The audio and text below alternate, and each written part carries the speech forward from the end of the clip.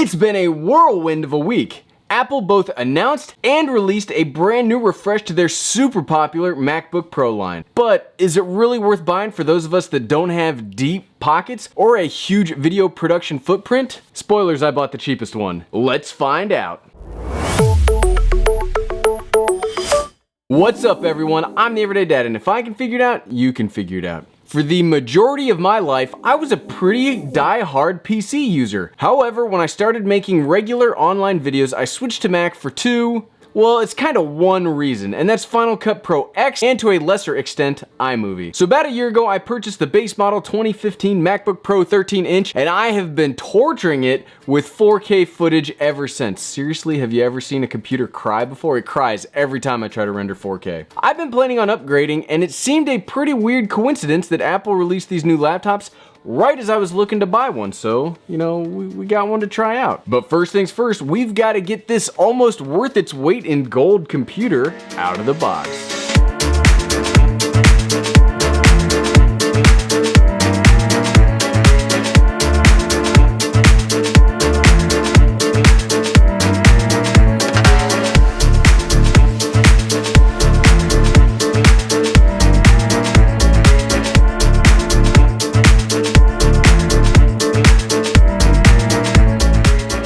And before we get too far into the video, let's talk about the basic specs of this specific model to get us all on the same page. The 15-inch base MacBook Pro comes with a 2.2 GHz 6-core Intel i7 processor. Sounds pretty nice. 256 GB solid-state drive. Basically, this requires you to buy an external hard drive. 16 GB of RAM, and a Radeon Pro 555X discrete graphics card. Physically, it is a darn sleek piece of tech. If Mac gets one thing right, it is the aesthetics. I'm more of a minimalistic person. I like having very clean images and very low. I don't like flashy stuff, and I really like how this both looks and how it feels. On both sides of the computer are two USB-C ports that allow for charging and data input. More on this later. And on the right side, oddly enough, is a headphone jack.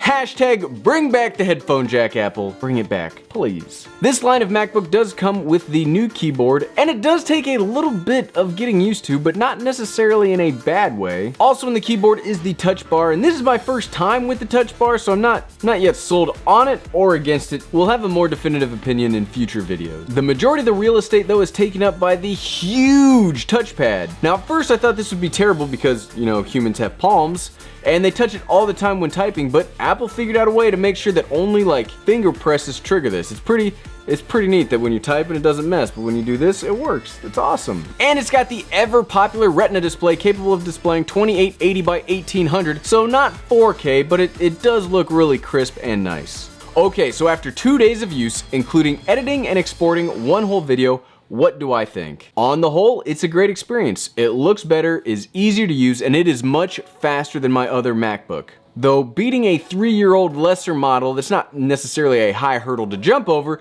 but it does do it pretty well. So let's talk about the things that I like and the things that I don't like so much about the MacBook Pro 2018 15-inch. Let's go. And let's change it up a little bit by talking about the things that I really like. At first, normally we start out with the things that I don't like as much. This time we'll start out with the things that I like. The speed is awesome. Coming from a computer without a dedicated graphics card, being able to do really graphic intensive tasks is a really big plus in my book. It's not the best graphics card, but one of the things that you can do with these newer models of MacBooks is you can get an external GPU and run desktop size graphics card off of these portable things, making it way more upgradable in the graphics department than a normal Apple device. Render speeds are super fast compared to my 2015 MacBook, and like I said, they should for the price. Normally, it takes about 24 minutes for me to render a 7-minute 4K YouTube video. That same episode, the Canon M50 versus the Sony a6000, takes about 7 minutes on the brand new MacBook. Well, I did some math just to see how this all works out. So if you consider I upload 3 videos a week, that's 16 minutes of saving for each video. That's 41 hours of my time saved a year, which I am all about. The two things that I invest both financially and personally in are ways to streamline my workflow as much as possible to make the best videos as possible, as easily as possible, and as fast as possible. So being able to cut that much time, huge ups. I'm gushing,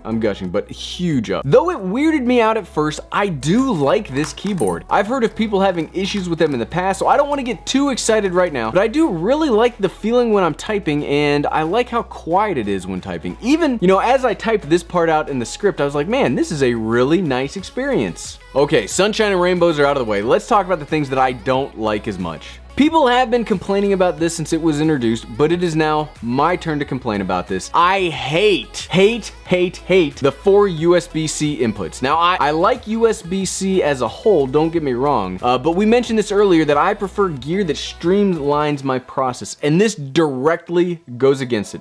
This makes my workflow take longer since I now need to either import my footage to another computer, get a dongle, or a new device that is Thunderbolt 3/USB-C compliant, since all my stuff here is just regular USB. These are supposed to be creative devices for creatives to create, so don't make it harder for us to create. Like, at least just put an SD card slot.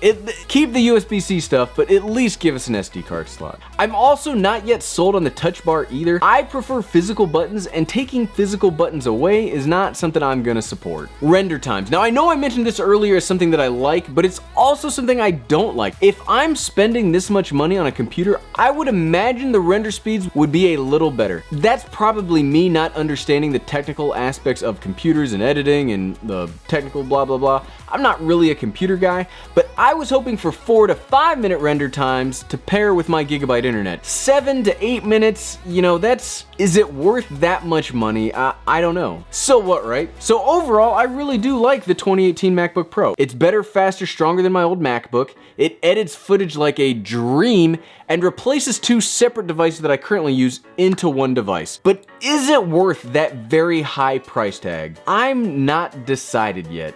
So, for example, this is the Dell Inspiron 7577, and it has the exact same specs with a better graphics card, and you can buy it refurbished for about $700 depending on the deal you can find. The only downfall for this computer is that it doesn't run Final Cut Pro X. If it did, I would probably jump ship. So this is almost a quarter of the cost of this. Like, is the MacBook worth the extra price tag? I don't know yet. We'll revisit this in a week or so, and I'll give you guys a final notice on whether to buy this or not. I'm currently hopefully optimistic. Thanks for watching.